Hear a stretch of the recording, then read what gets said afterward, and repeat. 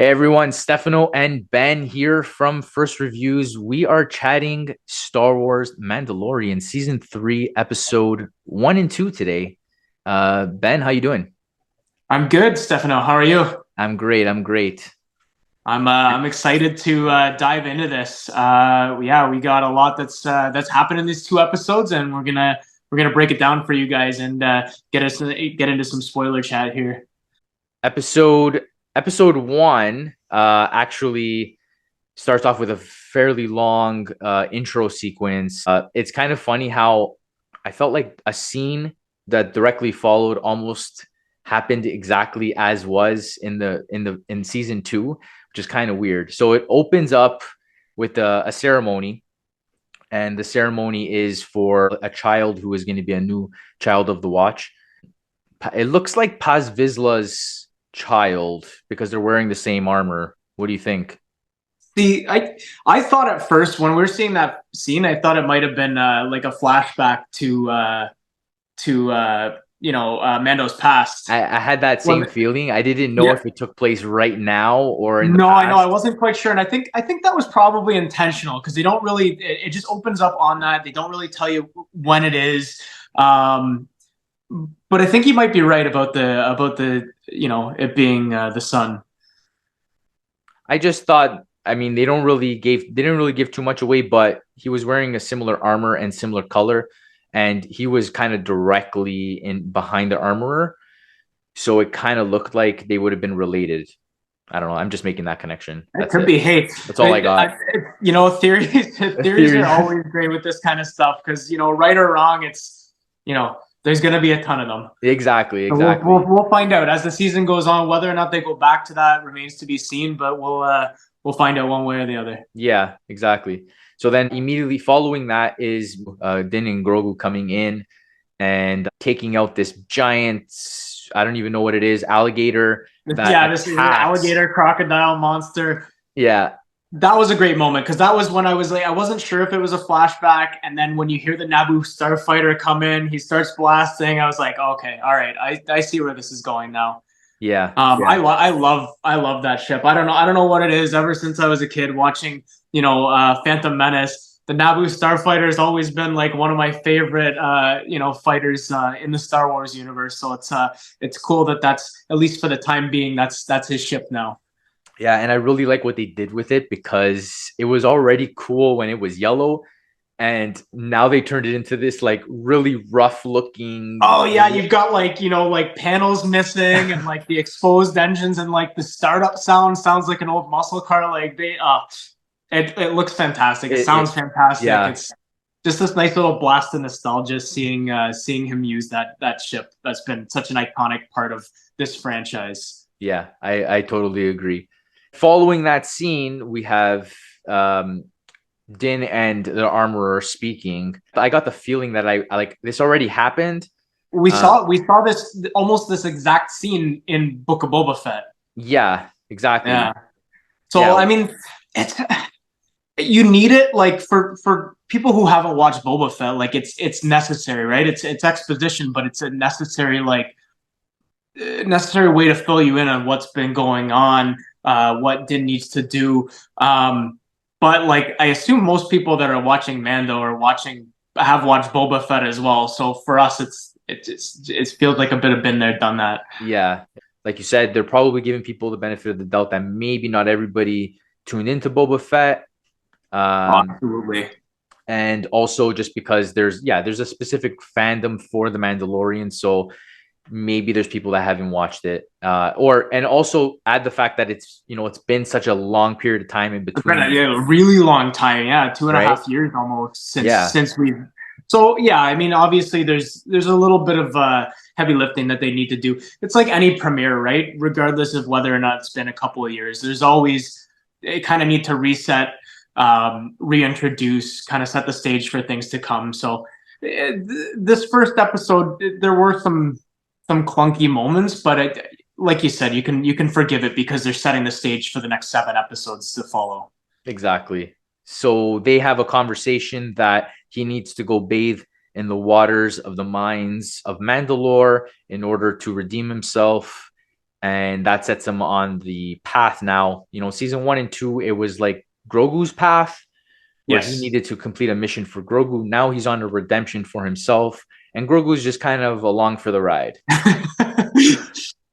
Yeah, yeah, yeah. I was thinking when I was watching this, back to, people that maybe skip Boba Fett, how confused would you be if you went from, finishing season 2 of Mandalorian to this and you're like, wait, what? What? Why is Grogu back? What happened? Yeah, Because yeah, all of that, like, even in the recap at the beginning of the episode, they don't really go into much detail with how he's back. They touch on it a little bit, but yeah, they had that whole kind of 2 episode arc in Book of Boba Fett that explains why and how Grogu's back with Din. yeah. I want to throw this out there just because I saw it today and it's kind of fresh in my mind. Apparently, people were confused as to how long the time frame, the gap was in between season 2 and 3.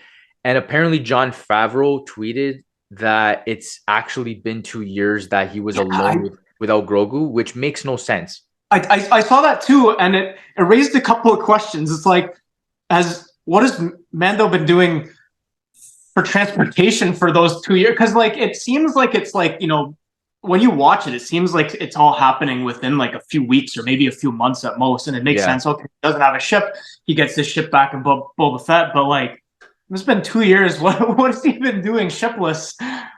Yeah, yeah, absolutely. And then there's also Grogu's training. When we see him training with Luke, it seems like they're on like maybe day 3 or 4 of training together. Right? Grogu Yeah. doesn't really seem responsive. It doesn't seem like he's been training with Jedi for 2 years, Exactly. Yeah. at least in that scene. But then No, we, I'm 100% agreed with you there. Yeah. yeah, It's a messy timeline. It's one of those things where it's just like I fixated on it for a little bit when I read what Favreau said, and I was like, you know what, I'm not gonna fixate, because I'm sure if you fixate on like any of the Star Wars timeline, there's gonna be inconsistencies and things that for that sure. don't match up, especially when you've got this much content within the universe. That's true. That's true. No, yeah, let's give it some slack. A A little bit little of slack, bit. not too much, but a little bit of slack. So after that, he goes and visits Karga. He wants a favor, but before he can get to that favor, Karga, entices him with a bunch of options, a bunch of things. Din is only there for IG-11, basically, Yes, is what yeah. that scene is about. But he gets tempted with all these little offers, I mean, and so that's a nice offer. The life that Karga's kind of promising him and alluding to is like you can tell that like there's a thought there, but no, it's not. It's not what he's there for. yeah, exactly. So in this scene where he's offered to be the new Marshal. Din asks, "What about Marshal Dune?" And we kind of get a little bit of a potential. Where is Marshal Dune? Where does she go off to kind of cover the Disney's tracks? yeah, their slick way of writing Gina Carano out of the series. Oh, she's been recruited by special forces, and that's it. That's done. She's done. That's it. That's it. So then we get this massive, actually a fairly extensive sequence of events where he is trying to work on IG-11, then goes to get other people to work on IG-11 to get him fixed. We find out that he needs a memory circuit, and IG-11 can't be fixed, at least in that moment. And No. and that's it. And then he's off to see Bo-Katan. Yeah, it was a lot of jumping around in this episode. But again, like that goes back to like them needing to reset the stage, and I think um, they did a serviceable job of setting everything they need to up for the season. Maybe wasn't the most exciting of the standalone episode, but they did cover a lot of necessary ground getting to where they need to be. There were pirates in the first episode um, Yes. that tried coming to Navarro, and there was this really cool. This is kind of a homage to the roots of Mandalorian, where they had almost like a little standoff. Um, It's always been very much rooted in the Western genre. There's always yeah, been this very strong Western feel to it, and we really got that with Karga in this first episode. Yeah, exactly. And then that moment seems like it's going nowhere. But then, the pirates come back and we get a really cool space battle. Um, and we showcases Din's flying ability, and he's just kind of like zigzagging everywhere. It was a Yeah. really cool, fun moment. Oh yeah, it's in and out. There was like there's like an asteroid field that was yeah, that was pretty great. So his conversation with Bo-Katan was an interesting one because to join her group, and she basically tells him that she's alone. She has no army because no one wanted to join her because she didn't have the dark saber. After the dark saber, yeah, she's super bitter about that too. In that moment, she's like real Yeah, bitter that she doesn't have it yet. yeah. You can tell what kind of um, morals and what kind of person she is, that she has that much respect for Din, even after losing. It's just they're so loyal to their beliefs, that all Mandalorians, even though they have different beliefs, being a child of the Watch, their belief to Mandalore is so strong that they are able to just be friends and work together, and it's great. Yeah, I really like her as a character. Yeah, I mean, Katie Sackhoff like just is perfect for the role. I've been a fan of her since Battlestar. So going back, God, like when was that? Like almost 2 decades ago. Yeah, But she embodies that role perfectly. The mannerisms, the characteristics, she's a bit of a badass. She's really good. One of my favorite supporting characters for sure in the show. she is. She's a real badass. Yeah, she definitely fits that role 100%. Yeah. Uh, as soon as I saw her cast, I totally agreed. I'm like, yeah, she's gonna be a badass character brought to life. After his conversation with her, uh, he basically it goes off to Mandalore, saying, "I'm gonna go to Mandalore on my own," and just walks off. They left off that she wasn't basically going to help him, um, because it was something that he needed to do, and she wasn't going back to Mandalore because she's already been basically kicked out. Um, and that's it. As That's yeah, it that was a episode. very it was yeah, it was a I was shocked. I wasn't keeping an eye on the time counter. I was shocked when it ended. It was a shorter episode. I think it was like 30, 35 something Yeah, it was something. only about 35, 34, or something like that. Yeah. So I was yeah, it just ended there. I was like, oh, okay. That's it. Yeah. Yeah. It was a fairly quick episode. Like even the second one was both 40 something, 45, I think. Yeah. So it was an extra scene or two.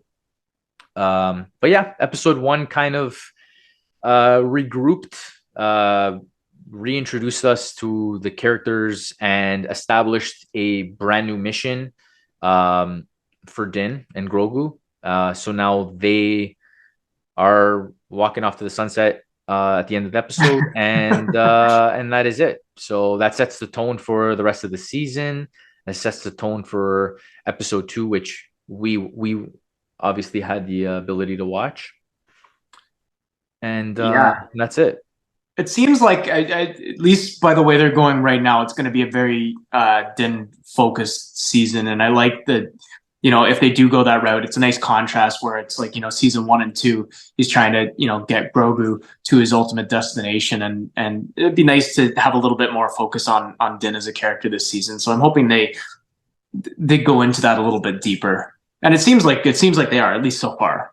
Yeah, I mean, right as of right now, Grogu, unless they bump into any other Jedi and anything sets them in a different direction, his story, other than himself trying to basically use the Force and train himself, he really doesn't have a story. He's just kind of like sidekick. And that's I think that my biggest point of contention with the show at this point is they did such a good job throughout season 1 and 2 bringing Grogu's story to this like perfect conclusion, and that season 2 finale, and it's like this fitting send off for him. I just hope they have a good reason for bringing him back, other than the fact that he's an adorable, cute character. He's marketable, right? So Yeah. I hope they have something for him to do other than just being there. Yeah. It honestly, they could have brought him back um, as a kind of like a Mary Sue to use him to help Din in difficult situations. Not that we've seen any yet. Not that we've seen any yet, but in situations where they want to introduce someone extremely powerful, how do you argue if Din is able to? Um, Obviously, he has a dark saber that adds a level of abilities, like on the part to a potential Jedi, but using against Force abilities, he could get screwed. Oh, exactly. Yeah, exactly. So that might be the reason. I hope they really do something with him, because for them to bring him back after writing him out so perfectly, like my expectations are high. You know. Yeah, they could have given us this story arc of him exploring his Mandalorian roots alone. Um, they didn't necessarily need to throw Grogu back in there. It could have been a solo mission, him finding himself, and then go regroup back with Grogu. Grogu has found himself, and now they come back together as a pair, kind of as whole people.